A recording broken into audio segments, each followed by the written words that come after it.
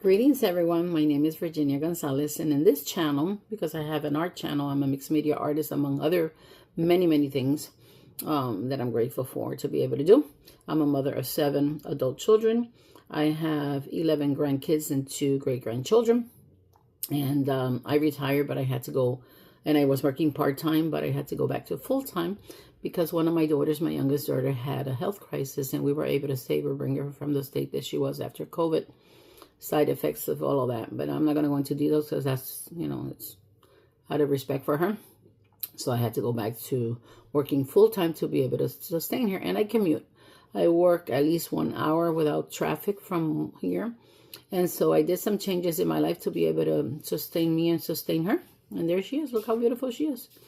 This is my youngest daughter, and I have the honor of helping her in this stage of life. And so I'll be sharing here all the things and many of the things that I have learned and continue learning on what to do, how to make that dollar give me the most. Yes. And so that's why I'm here now, eating breakfast. She has a doctor's appointment today, and excuse me, a little Cuban café con leche. I say Cuban because Cubans make their coffee espresso really strong, and that gives a different flavor to the milk.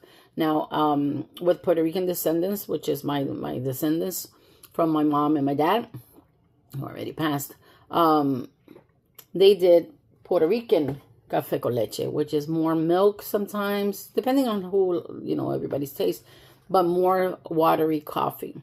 I like the flavor of the strong espresso. So I did half the portion because normally for work, I do the whole thing and I share and I take to work. Anyways, so in this channel, I'll be talking about the things that I've learned, many things that I've learned, and I keep learning because as life unfolds before me, I learn how to make that dollar give me more, like how to stretch the dollar is what I call it, from a dollar, how to make it into more, make it last more. Because from the get-go, when you earn a dollar, the government retains a portion to then, that's the contribution as a citizen of the United States, right? I was born in New York. Brooklyn, New York, by the way. And so I pay taxes, very proudly. I'm an American, I pay taxes. But that's another subject altogether. And so from the dollar, what's left after 12, say 13 cents is taken out, right? I pay tithes. So I take 10% of the net. And I am honored to have the mission, and I do that every time I get paid, right? So I have left possibly 77 cents of every dollar. So it's my responsibility. I see it as my responsibility to be a good steward of that prosperity that's been entrusted to me, right? And so having the honor of sharing it with whom they give me the honor to share, right? So I make the dollar go an extra mile. So today I saved, a breakfast would have cost me anywhere from $14 to $20. And nowadays, sometimes it's $23, $24 between tips and everything. So I made my 2 fried eggs, which I kind of scrambled after. Because the nonstick pan is new, but it didn't nonstick because I fry croquetas. Croquettes. I did 2 toasts, butter toast, and my café con leche. So now I saved, I paid $3 something for the eggs. Let's say I think it was $3.29, but let's say $3.50 out of 12 eggs. Do your math. I don't have a calculator in front of me. And then I did my café con leche and my toast. So say I invested here less than $3. I'm not sure, but I'm not doing the calculation. I'm not going to be exact. I'm just telling you how I save. Say that I invested $3, which I don't think, in this breakfast. Then from $23, $24, I saved $20. So those $20 that I saved, I'm going to use it for something else. Today, I might have to get medicine for her. I have to pay Uber to go, even though I normally use public transportation. And nowadays, I get it, I get a pass that I don't have to pay for because I already have the senior citizen discount. I used to pay it for many years. For over 10 years, right? Like if I wanted public transportation, I had to pay out of pocket. In the beginning, when I started working, the employer gave me a pass, and that would help. They would give me a monthly pass, and that helped a lot. So, but I had a car, and I gave it away because the money that I used once I finished paying the car, I said, okay, I tried to retire, and I couldn't find anywhere where I could live with what the government pays, so I couldn't really retire. I had to continue working part-time because the rent alone was just as much as the monthly Social Security check. So I had to figure out what to do. So I have land in Puerto Rico, but it is 1 point something acres, and I have 7 adult children, and I really wanted to share with them a place where they all could build something, right? Even if it's a tiny home. Excuse me. So I started exploring different countries. I say, but then I realized I was born here. How is it that in my own country, there has to be a way for me to live with Social Security and still have money left? There has to be a way. So before the pandemic, I started looking in Florida. Lehigh Acres was very affordable, but after the pandemic, people in the north sold their places and discovered, when you Google, you find what is the cheapest place to move, and that was an area. So then that inflated into like what used to be a piece of land or an acre for $5,000 went into 2023. So then that changed. That changed my plan. I have family there. I have a daughter there, my grandson, my nieces, and wonderful family. So then I was like, okay, there has to be land in the United States that is cheap as well, because there has to be a way. I want to stay in the United States, you know? And so the fruit flies, I did order an insect zapper, because the fruit flies, I believe, started coming out of the sink. And if they start coming out of the sink, I put hot water and everything. They go in the garbage can, and I seal the garbage bags and everything, but I got an insect zapper, an outdoor insect zapper that is going to zzz them. Anyways, I don't want them here. So in the meantime, if you see them flying, that's what I'm facing right now, you know. It is like mating time for the insects. So that yesterday when I got off the bus, oh my God, they bit me. And I think until August they are mating or something like that. And so I don't want to invite them here to mate. I want them to go. Anyways, so going back to what I was saying, I started searching, and it was a 5-year search, and I did find a piece of land. And so I said to myself, well, if I stop paying the car, and it was like $250 car, and then the gas and the maintenance, I figured I could use that. I can allocate that money for paying for the land, right?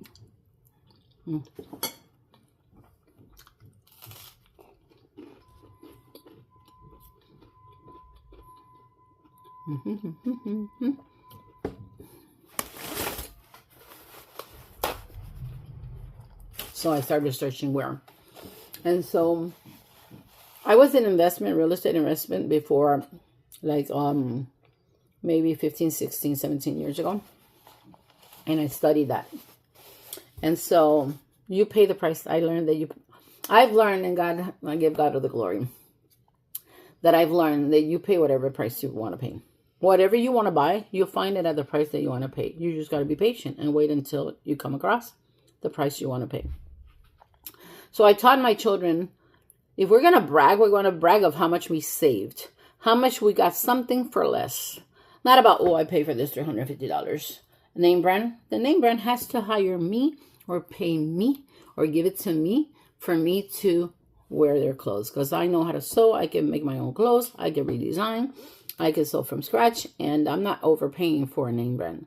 I admire their talent. I admire the fashion, many things of the fashion industry. But I will not pay extra.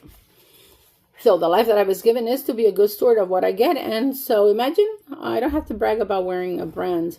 I'm not paying for that. No.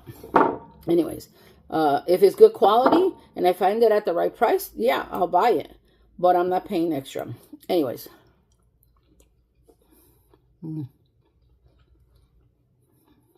So, what else I was saying? Oh, okay. So I did with that budget, I found a website that was announcing owner financing. And I found a property that I could pay, because I knew that I needed the time for my daughter to go through the treatment And then I knew I had to continue working. So at that time, I made a goal. I was 63 at that time, and I said, okay, within 5 years, I'll work another 5 years. And then after that, I'll really retire. But I'll have the piece of land paid for. And so, although the land allowed me to live immediately if I wanted to, I needed to make sure that I had everything in place to help her, right? And so I did the transaction, and every month thank God I've been able to pay for the land. And now my goal is before 3 years to retire. Way before. Hopefully within 2 years. So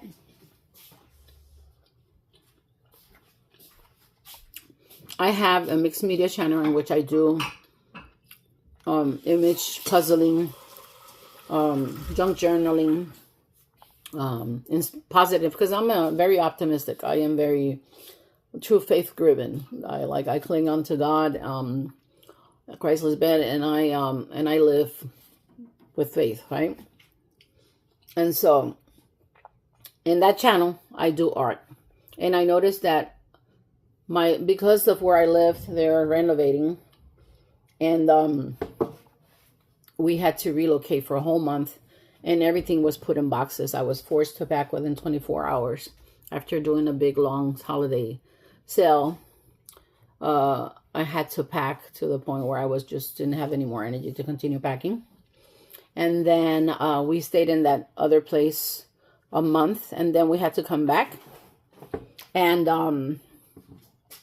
everything is, and I had to take my vacation. I had so much vacation that I had saved, because if I didn't use it, I dragged it from last year.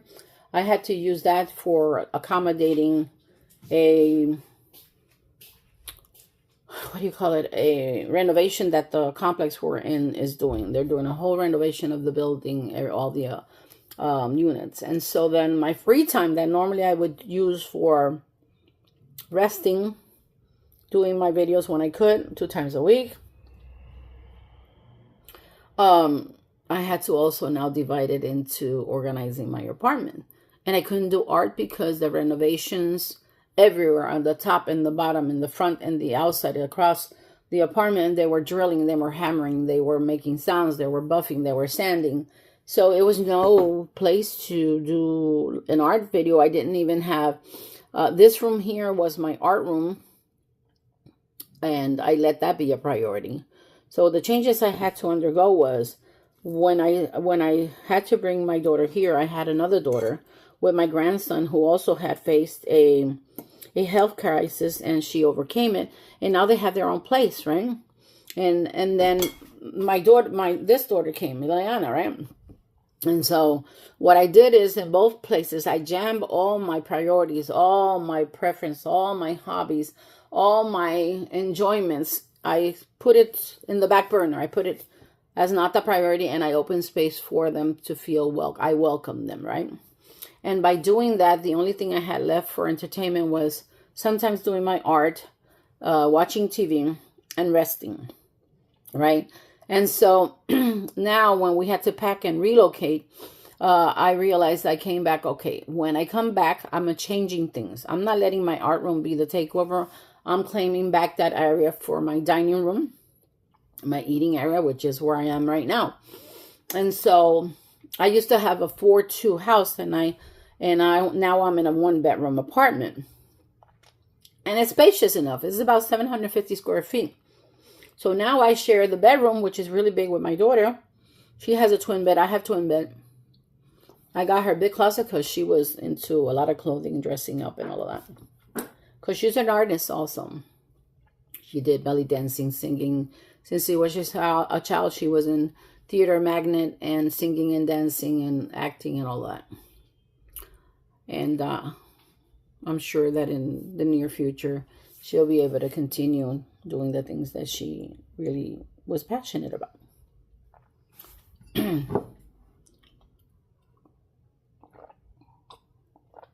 Thank you for joining me for breakfast. And so this time around, I said, okay, this is an opportunity because I studied design too. And I love decorating. I have thousands of hours of home garden TV watching with my daughter precisely. And a lot of Project Wrong Way shows and all of that fun stuff that I really enjoy. We watched a lot of those. What Not to Wear and stuff like that. But anyways, total different subject right now. But very enjoyable programs that I watch with her. So then I was like, okay, it's time for me to validate me too. Because even though I invest a lot of time going to work, getting ready to go to work, and then coming back in transportation, it takes anywhere to go and come back. In the morning, I need to do an hour and a half of prepping time so I can leave her and take with me breakfast, lunch, and dinner, right? I do it for both of us. Then I take the transportation, public transportation, or Uber or Lyft to the bus stop, and then I get on the bus. And the bus can take anywhere from, rarely does it take 43 minutes, 50 minutes. But I'm excited when it does. On average, an hour, hour 10 minutes, hour 20 minutes, sometimes an hour and a half, depending, right? And so normally I plan to get to work a half hour early because I do not like being late. I like to get to work, sit down, eat my breakfast over there. And then I'm relaxed. I take my vitamins, I put my book back away, and I go and start my shift, right? That's what I love doing. I don't like to get to work as stressed. That's why I gave up driving in Miami, because it didn't make sense for me to have to drive, do all the prepping, drive an hour, hour and a half,